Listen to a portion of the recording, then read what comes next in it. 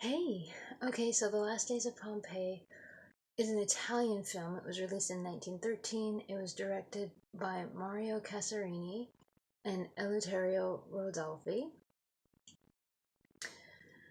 Mario also wrote the film.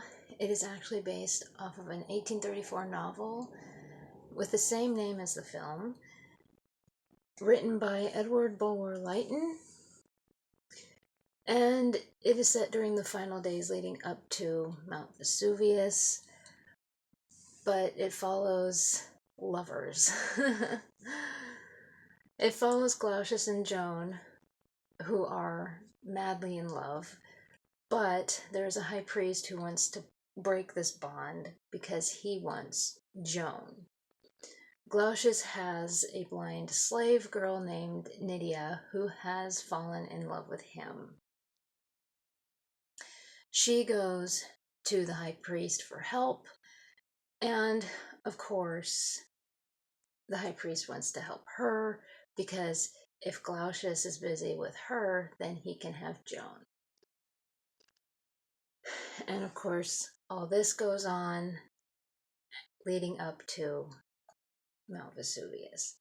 The special effects with the eruption are red tinting and double exposures.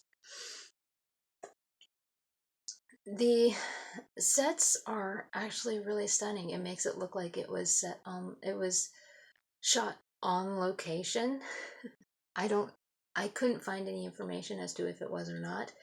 The costuming is magnificent. It's absolutely magnificent. It makes you feel like you're there. I mean, quite honestly, when you're watching this film, it makes you feel like you are in Pompeii. And I love those types of films. I really do. Now, there is a confusing little bit of information. There was, in 1913, in Italy, another film titled The Last Days of Pompeii. In fact, on the DVD, there is the producer is the wrong producer on the DVD. So it's just, yeah, it could get confusing. I can understand that. Now, there are other versions of the film, like in 1900, 1908, 1913, 1926, 1935, 1940, 1950, 1959, and 1984 that follow uh, the 1834 novel. If you're thinking of Pompeii, which was like what in 2014 or something like that, probably anyway around that. No, it doesn't follow this. It, of course, it might. I don't know, but I don't know that it would be in this category exact, but following this exact story. I don't know, but I haven't seen the film, so I wouldn't know.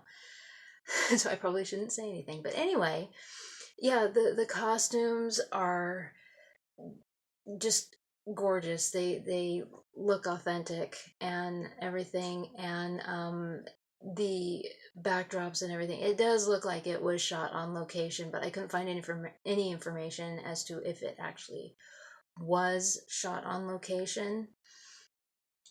And yeah, it's funny to me that there was also another film in 1913 called The Last Days of Pompeii. So apparently this was a very popular story. And that tends to happen. There are just those stories that are very popular. So, but one thing that I found very interesting, there was a character that I absolutely loved, and it was Nydia. I liked her character throughout the story. I really did. When I watched this movie, the character that popped out for me was Nydia.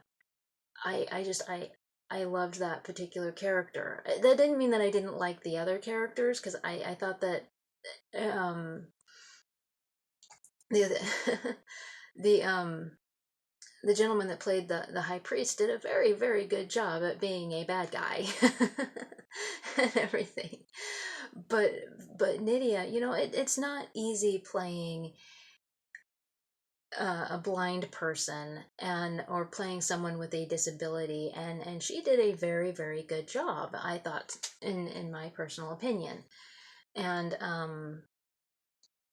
so I have to congratulate her on that. So, but anyway, yeah, so this is The Last Days of Pompeii, directed by Mario Casarini and Eleuterio Rodolfi, not the other one. It was released in 1913, and it's an Italian film.